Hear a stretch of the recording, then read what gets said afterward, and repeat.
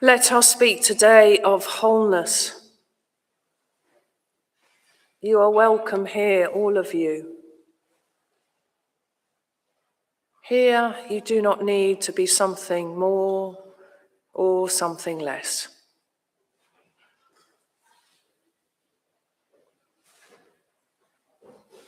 You are welcome here, whoever you are, however you are, wherever you are on life's journey, whatever is on your tender, precious heart, however it is with your soul in this moment,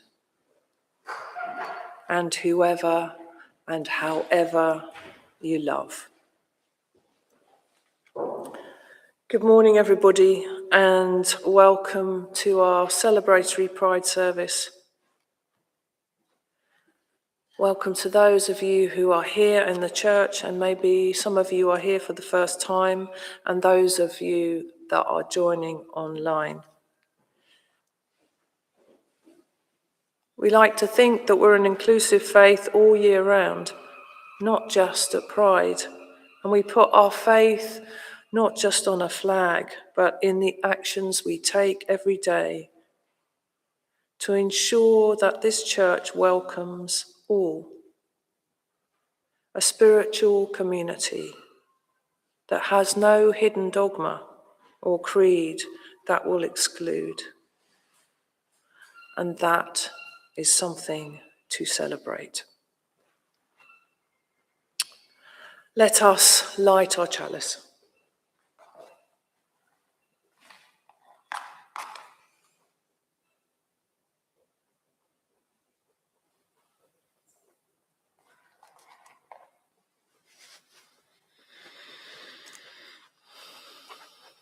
We light this chalice, a spark that enlightens, a shimmering hope that burns, a blazing love that empowers our actions.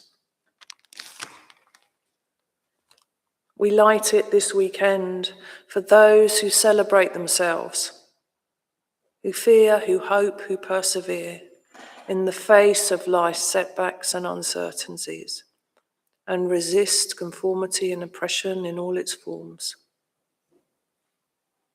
We light this flame for our faithful calling, honouring the divine light in each one of us, and celebrating the full kaleidoscope of diversity. Standing, worshipping, and living on the side of love.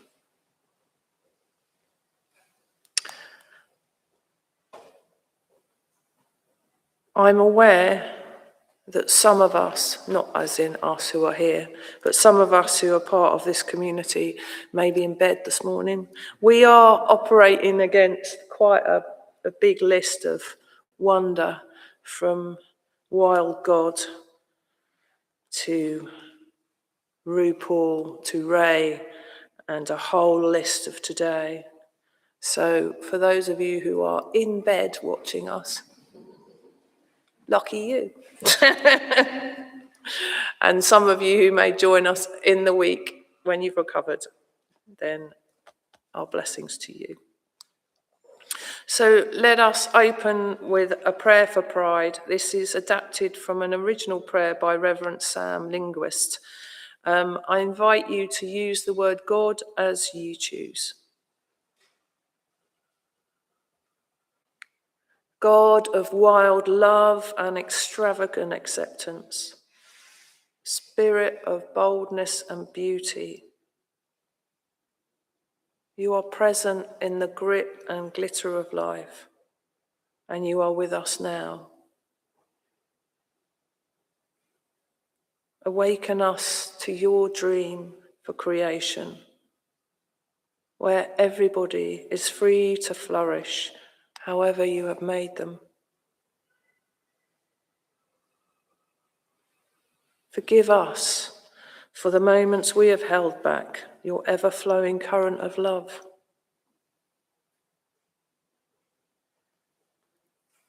help to ignite the divine light within us.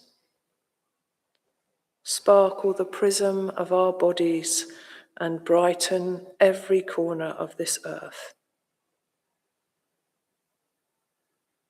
Spirit of life, God of all love, each of us is cherished, each of us is sacred. Blessed be. Let us sing together our first hymn, actually I changed it round. Can we do 176, Come Together in Love, as the first one? Is it? That's what I put. That's great then. That's incorrect. So we're going to sing 176 in the Green Book to start with. And sit or stand, however that moves you this morning.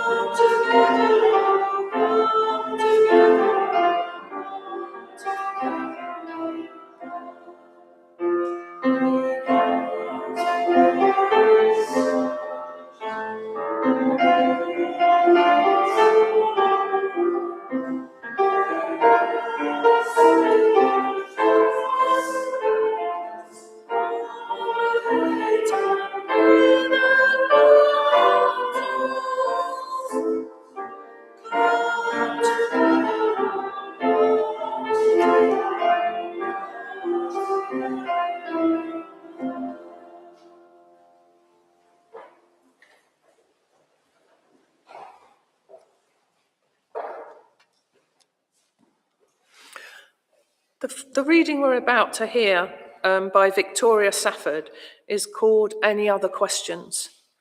I heard it in another minister's service a few years ago. It was during COVID. The reading is 20 years old now, and we have a far greater palette of language to describe gender and sexuality than we did then.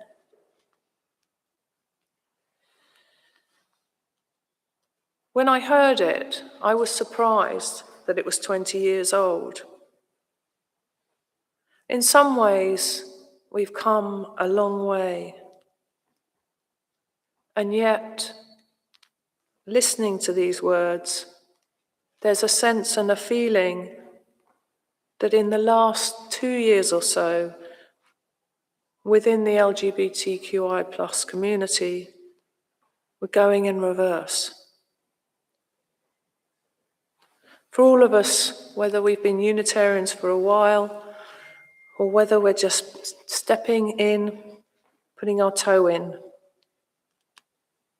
maybe we can gain something from this reading, which is read by Simon.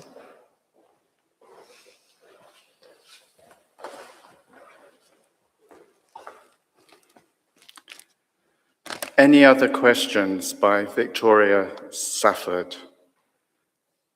People ask me sometimes, is this a gay church?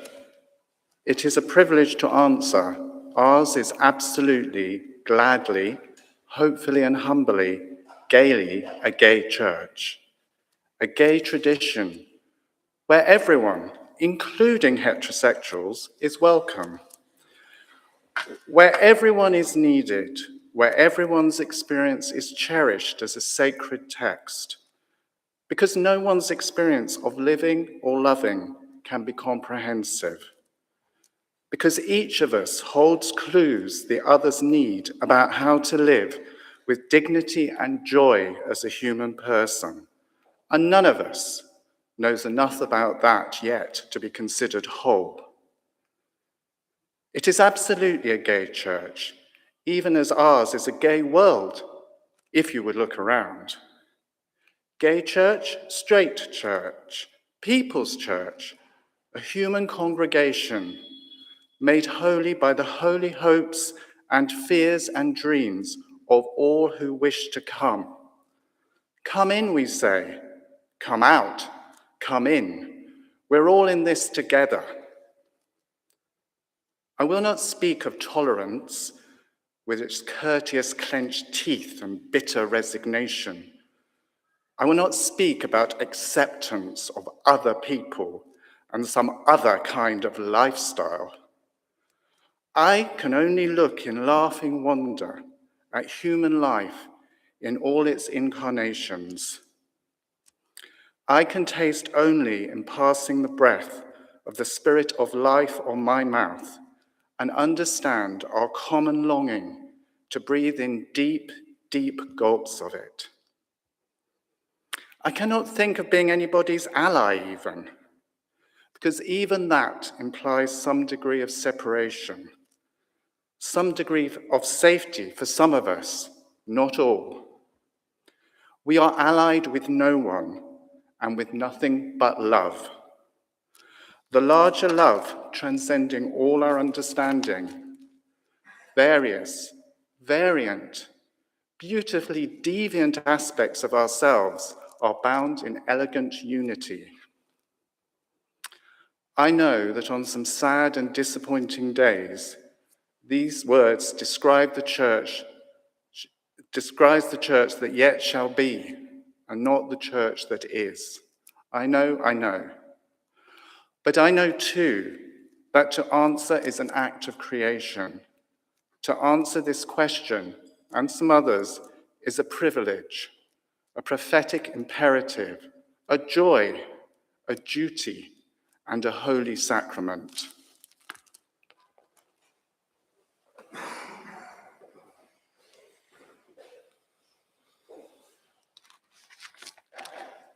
Thank you, Simon.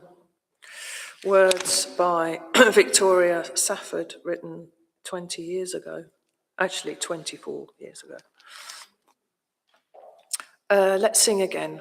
Number 174 in the Green Book.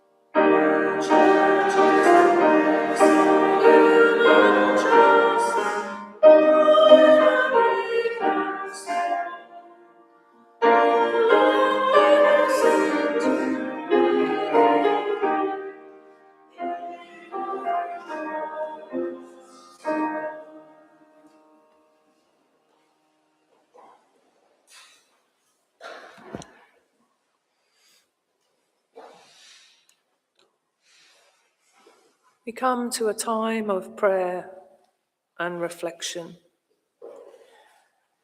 So I invite you to be comfortable in your seat. You may wish to close your eyes or adopt a soft gaze. The worst case scenario is you have a little sleep.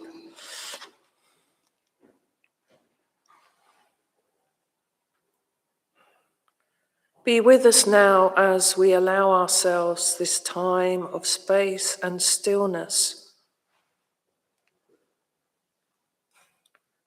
We seek to live in a spirit of love, a spirit of community, justice, and peace. At times we may fear that love will not be strong enough. We may question whether it is at the root of all things. But we long for this peace and this love.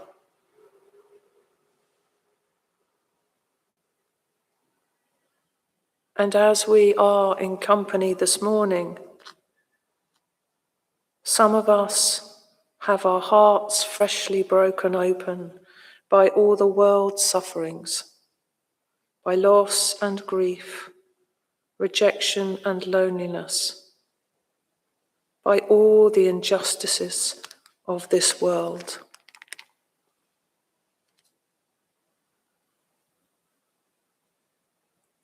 Love is not in a banner, but a flag that flutters in the breeze of hope, which can provide a meaning and a direction, an unsaid understanding.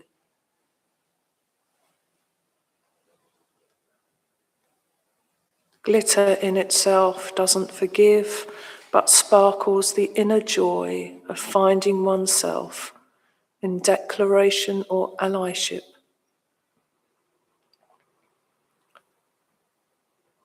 Fairy wings don't allow us to fly, yet each feather creates a collection of strength and hope in the face of such hatred and fear.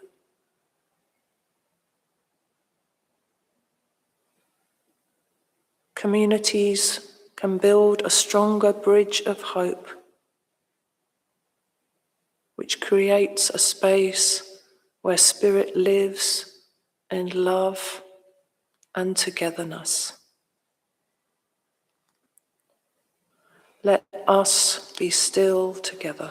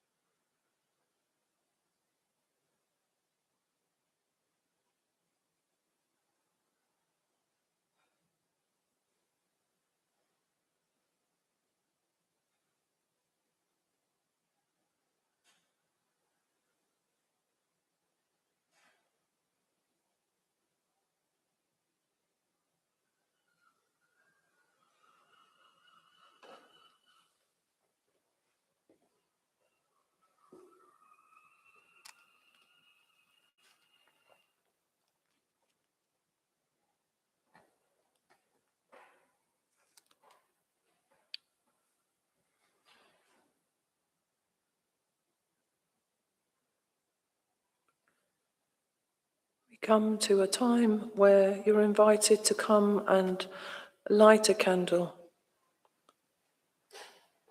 We share this simple ritual, an opportunity for us to light a candle of prayer, of hope. It may be a prayer for someone else that we know who is struggling today, or for the wider world.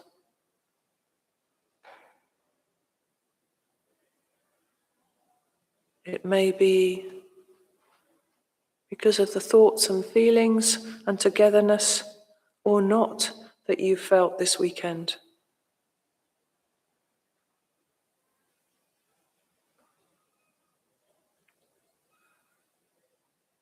So come when you feel moved to do so,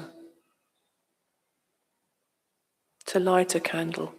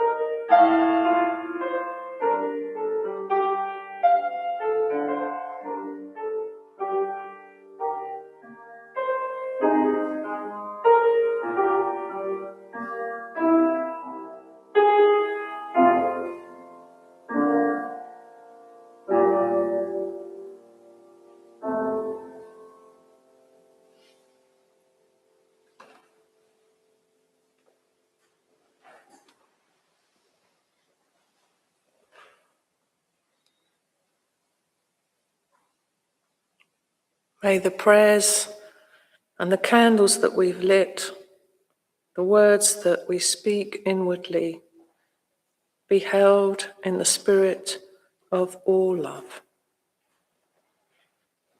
May it be so.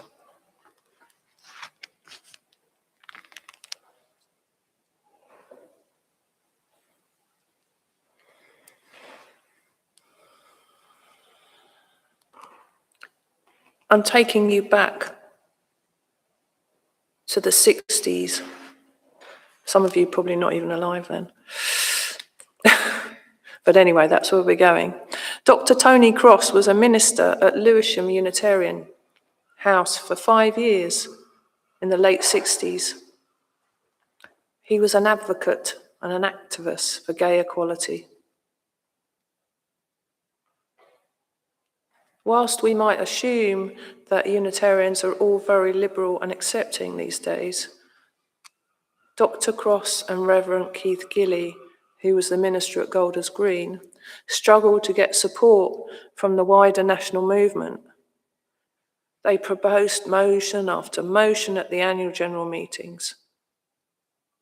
And they realised that there was fear and prejudice that some people felt, even within a liberal movement.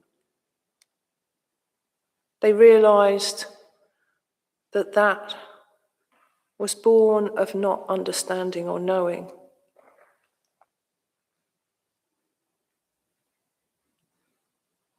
So Dr. Tony Cross set about doing what he could to foster learning between straight and gay people.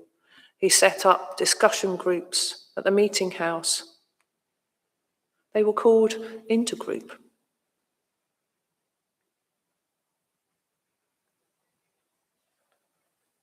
People came.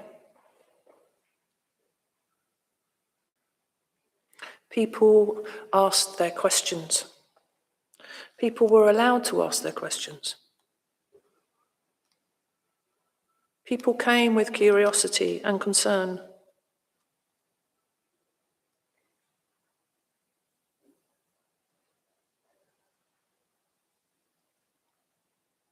He took this into one of his services, and a member of the congregation stood up and said, "Well, Tony, we need to meet some of these homosexuals." And that was the cue that he needed to set up another group. His hope then was that people from all diversities could connect with each other, enriching each other's experience. Reverend Keith Gilley carried the mantle. He continued to be a minister at Golders Green, and he went on to edit The Inquirer, which is our magazine.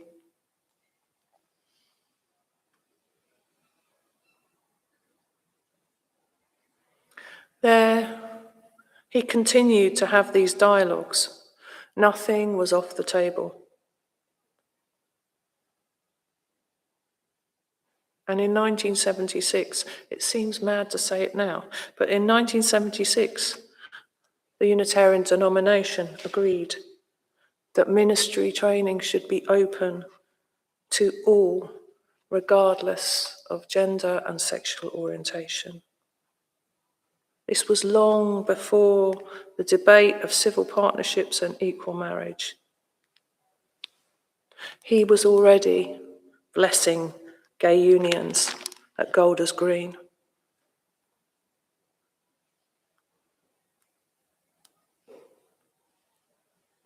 For some of us, being a Unitarian, we take for granted of our progressive and liberal faith. Maybe in Brighton even more so. There's large numbers of ministers. I say large numbers, there's about 50 ministers in Unitarian, like trained full ministers. I'd say at least a third of those are part of the LGBTQI+ community. It just is. There's no fanfare. It just is. Maybe we take that for granted. But it's not like that everywhere. Fellow Unitarian Universalist ministers in America, depending on where they are in America, have been shunned, spat at, called many names that I'm not going to repeat here. And I would love to say that that's just in America, but it isn't. It happens here.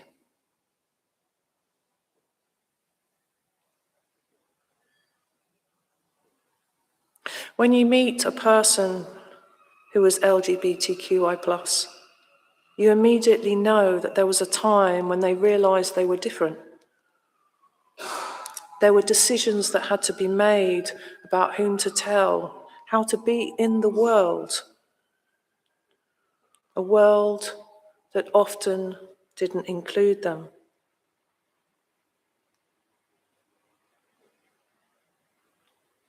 Many have been told they don't love right, they can't love, or they aren't loved, or they're unlovable, or that they are cut off from that big eternal beyond love. Families can say that, friends can say that, employers can say that, culture can say it, churches can say that.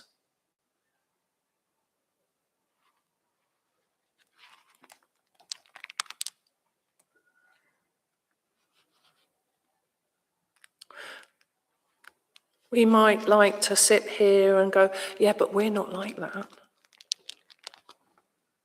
We are part of a progressive faith.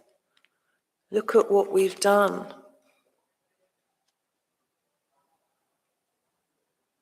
Yes, we marry people here who are trans, who are same-sex. I like to think that this is a place of welcome. And for some, they say, isn't Pride in Brighton just one big, long party? It feels like that this morning, I have to say. And yes, it is a party and a celebration. And some would say, well, there's nothing to fight for here.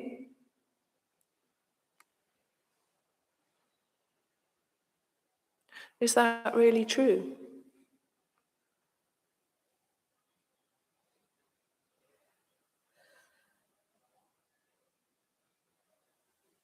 Yesterday, we opened the church. I think it's year 3. And we have our wonderful arch that goes outside and people stand under it and take photographs. And some people ask us about Unitarian. Some people come and have a wee. Some people come in and have a collapse in a moment. And some people have quite deep conversations. It was different this year. There was a sense of not so much manicness. It was a bit slow. I think it was probably because of the heat. I'm going to tell you a story. Someone came up to me yesterday. She's of Spanish origin. She saw my collar and she said, "Can I speak with you?" I said, "Yeah, of course." She said, "Are you an Anglican?" I went, "No, I'm a Unitarian." And you can imagine the discussion that, what's that? Blah, blah, blah, blah, blah.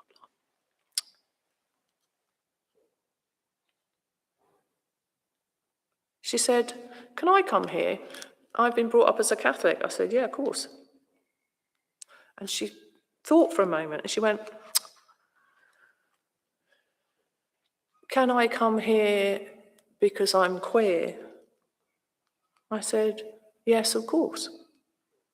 At which point she cried. And so did I. For any of you that know me, I cry a lot during Pride. She talked about her grandmother, who died last year. Amara, I think her name was. She felt sad that she'd never told her grandmother about her sexuality. And I said, oh, it's never too late. You can say that in prayer or you can write her a letter. I said, what do you think she would think? She said, oh, I think she would be okay about it. But I think she would like me to continue some of the traditions of Catholicism. I said, well, that's fine. As the conversation went on, she got more curious. I think she was waiting for me to say, no, but you can't do that. We had the conversation about, do you read the Bible here? Do you believe everything? We had one of those really long, rich conversations.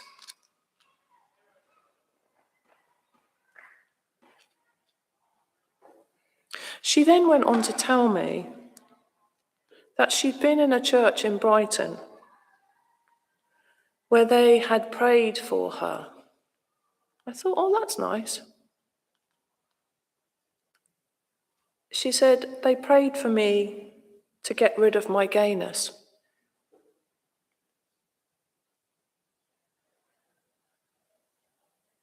They suggested that if she continued to go to that church, she would need to keep quiet her identity and certainly not have a relationship with somebody of the same gender. As I speak these words, I'm looking at some of you in here and you're like, surprised? God, I wish I was, but I wasn't. Angry, for sure.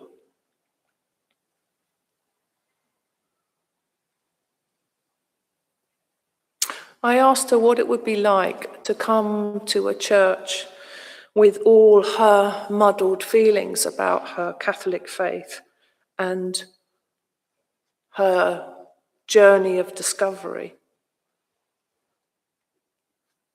She replied in Spanish, and I was like,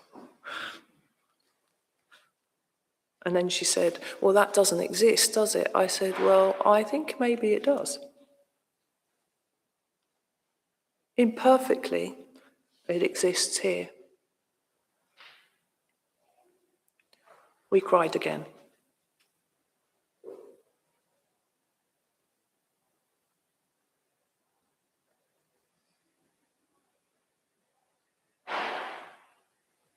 She left with tears in her eyes. We had a little prayer and a little blessing. And she said, I don't think I'll come tomorrow because I might be a bit hungover. Well, you're welcome. But she said, I really want to come back. Job done, I'd say.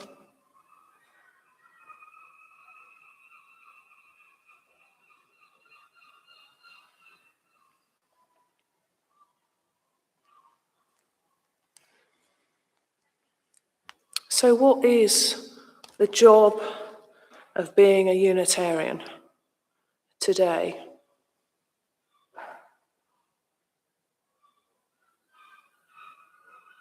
Whether you're queer yourself, or whatever language you choose to use to discern who you are, or you're an ally of the LGBTQI+ community. I think the greatest thing we can do is listen.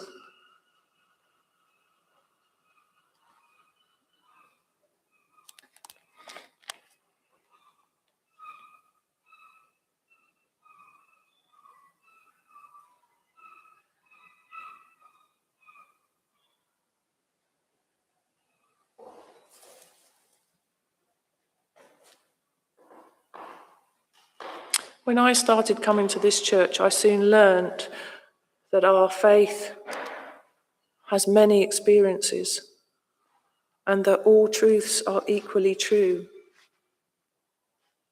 I was told that my fate was not predetermined, that I could change my mind. Didn't even really matter what I called myself. I could believe in a single God, in many gods, or no God.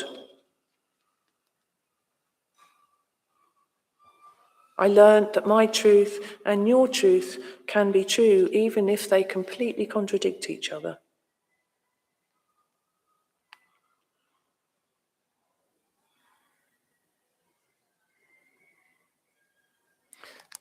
As Unitarians, we're rightly proud of our historically progressive views on gender and sexuality.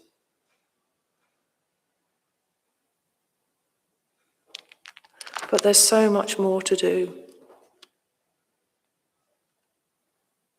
There is a difference between listening and hearing.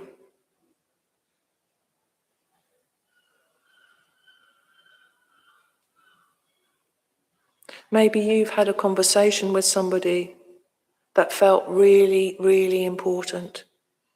Maybe even life-changing. It may be a coming out conversation, or something that you or someone else was saying that was really important.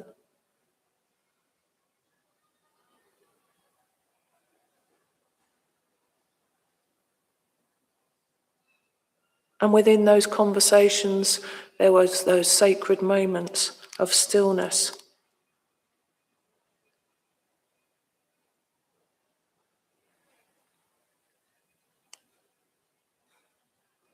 And in those stillnesses, you knew you were heard.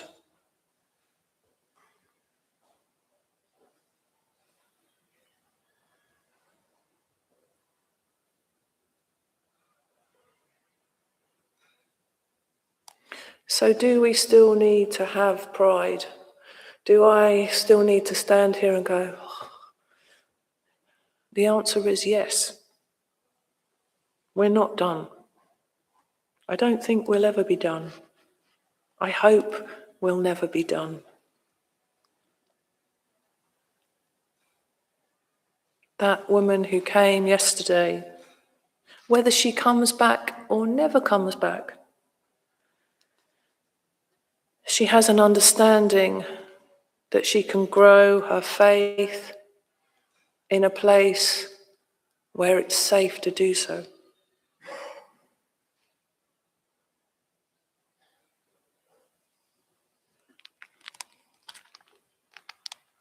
I leave you with one other story, and this is a friend of mine whose son is 15. He's going into such a beautiful man, very gentle soul. And he went off to Pride for the first time. And his mum was a little bit like, is he going to be all right? And I went, probably. He'll probably be fine. I said, he can come to the church, but I don't think this is the place he'd want to come on a Saturday afternoon, but it's there if he wants. I checked in with him. He was like, yeah, fine, everything's fine. We're having a great time, bye. I was like, okay. And she then sent me a picture. Now, this is a 15-year-old, bearing in mind what we were like when we were 15, or I was like when we were 15. It was really important what we looked like, what we said, how we, And there he was, in his rainbow waistcoat, sparkly trousers.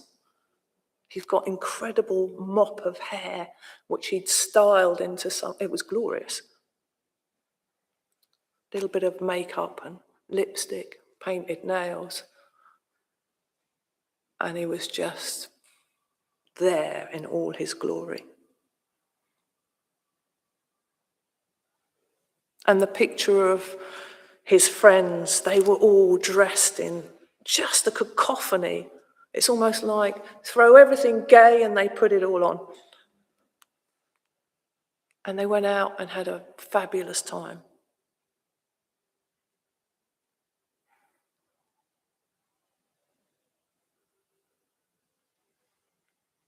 When I saw that image, I was like, oh yeah, there's your beauty shining bright. And Pride for this weekend is a cacophony, isn't it? It's just everywhere, seeps into every being in Brighton. And you've either got to just go with it or leave for the weekend and come back when it's all over. But we're not done. People might be irritated by all of that upheaval and noise and mess, and also some may be thinking, why is this so important?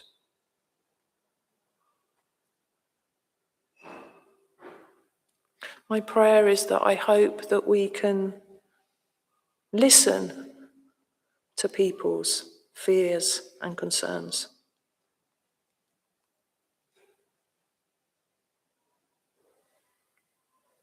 We may think that being in Brighton is a safe haven.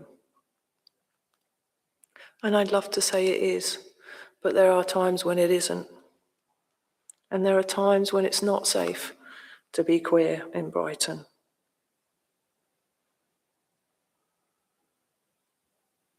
Many of you may have experienced that.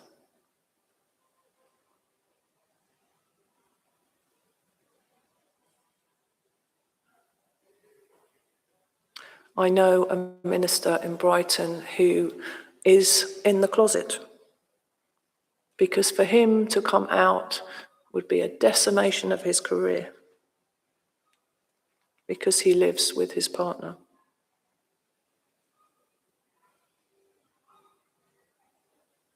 So there's more to do.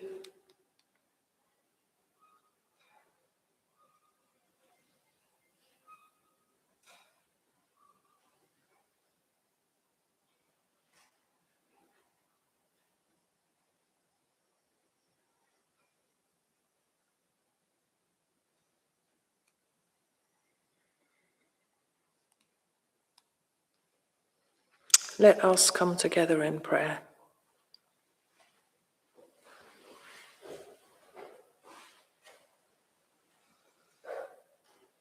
God of all love, divine light of wisdom, we know you by many names and no name at all. Your mystery and complexity is boundless. Likewise, everybody's identity can be complex and boundless.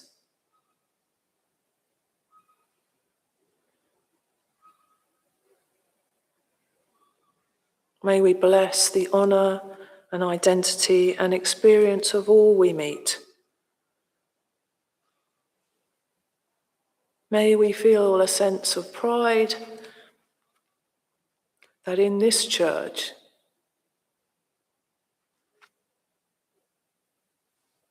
people are welcome regardless of who they love, what they look like, or what their gender identity is. May we hold on to that. May we celebrate that. And may we share it. Amen and blessed be.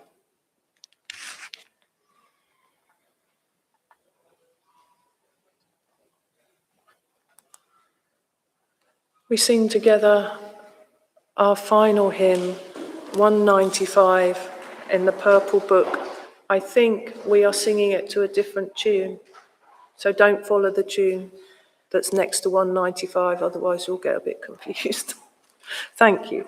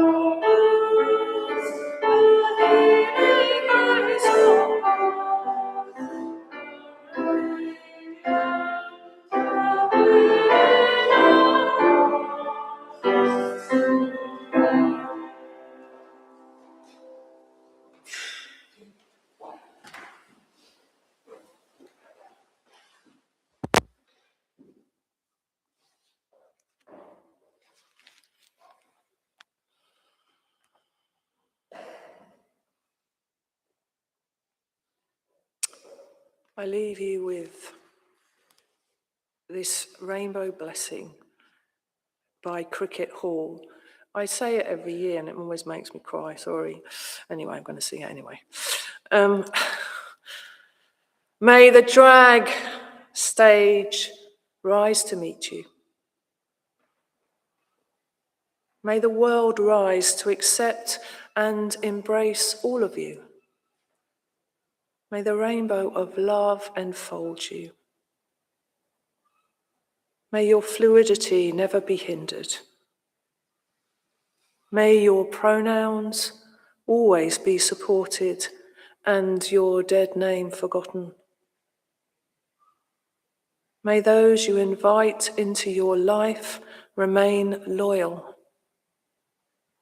May your chosen family lift you up and catch you when you need it. May you be able to catch others when they need it.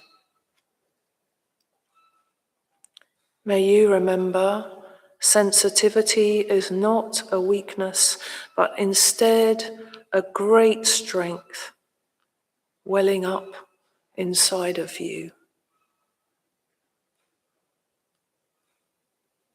May you be you always.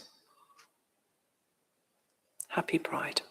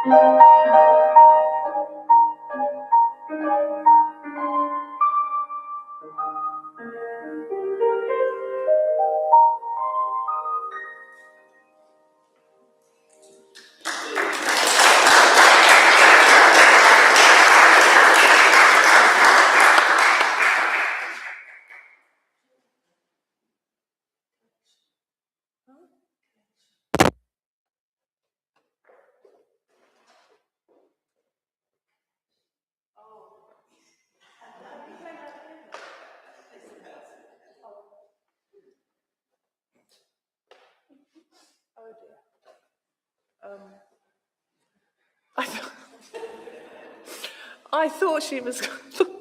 I thought Kathy was going, bless you, and I went, oh, that's nice. And then I came home and she went, no, collection. I went, okay. I forgot the collection. I got a bit emotional. Sorry about that. If you have any money and you're, spare money and you're willing to put it in there, that would be lovely. We have a little magic machine that takes it from a card. Yeah, there we go. I think we're going to get some music.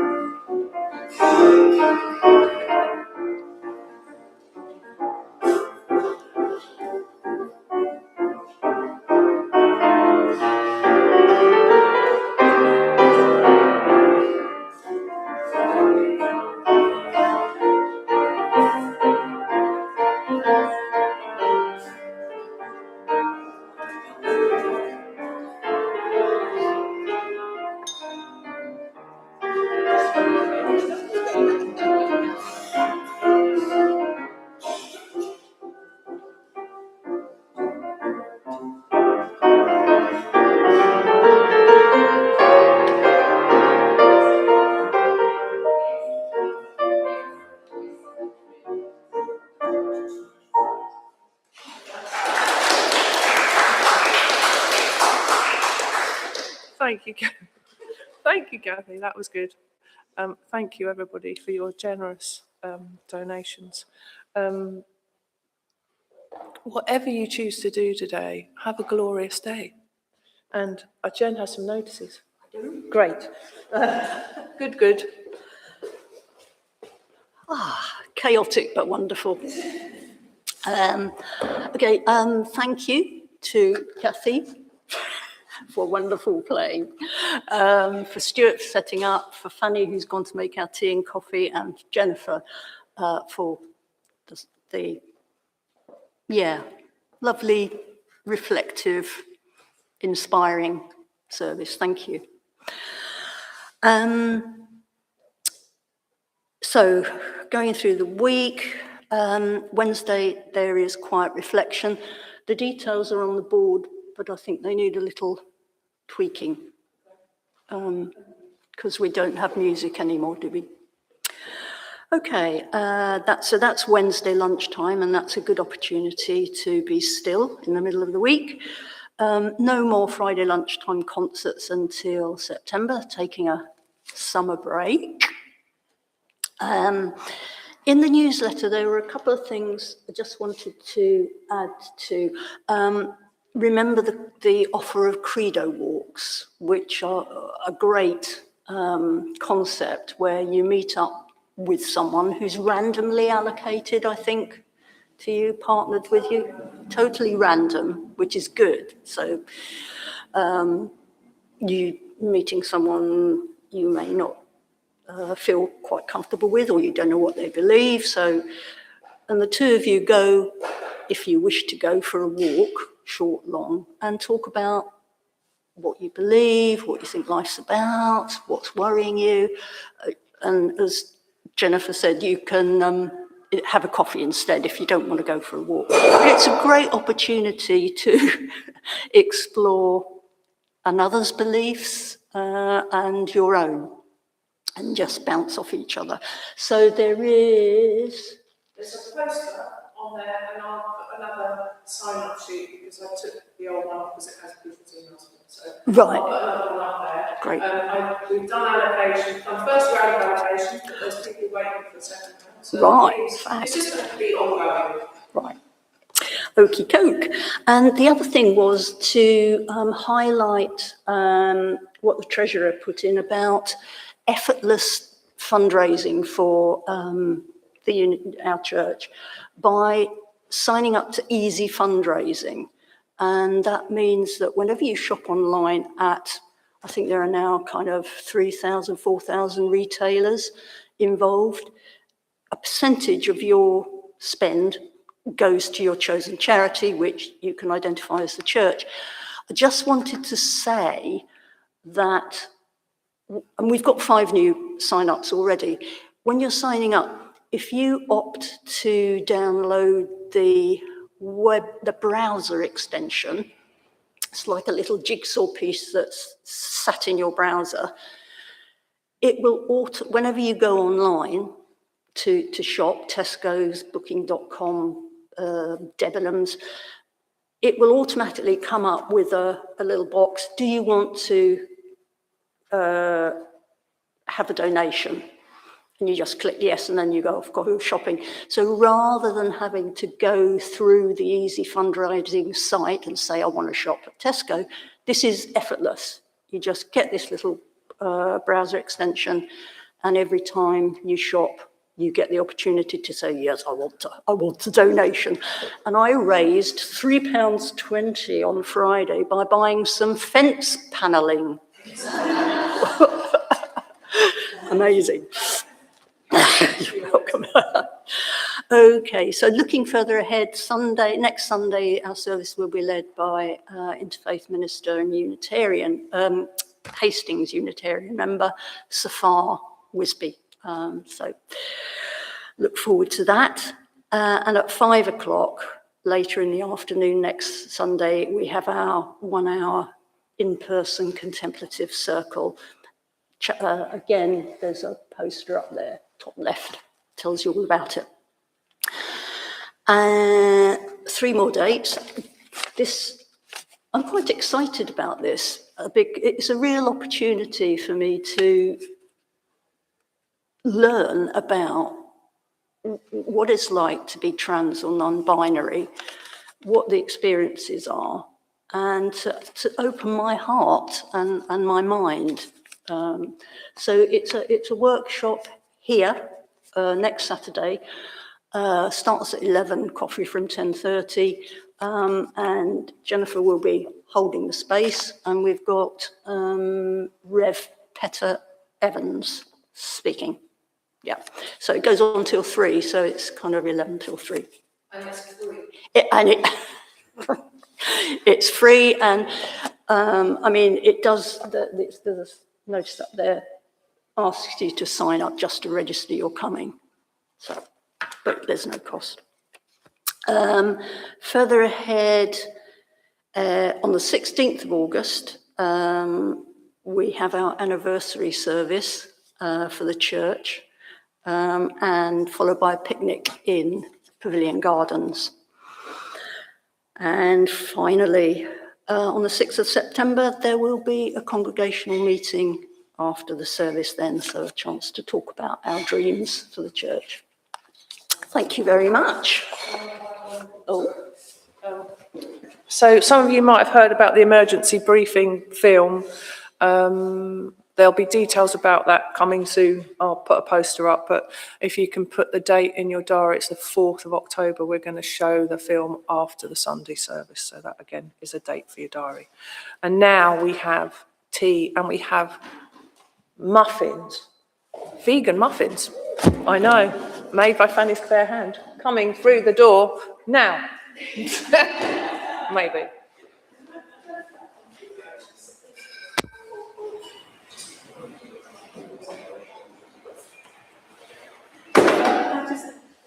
Just to say, greetings from Ipswich. Oh, great. Just to say, I went to visit friends in Woodbridge a couple of weeks ago, and I went to Ipswich Unitarian Meeting House, which It's very old, built in, oh my gosh, extremely old, 1699, and they send their greetings from Ipswich. And can I just say, I forgot, sorry, Miley. Miley is the official information point and welcomer today. So if you're new, or even if you're not new, if you want any information, ask Miley.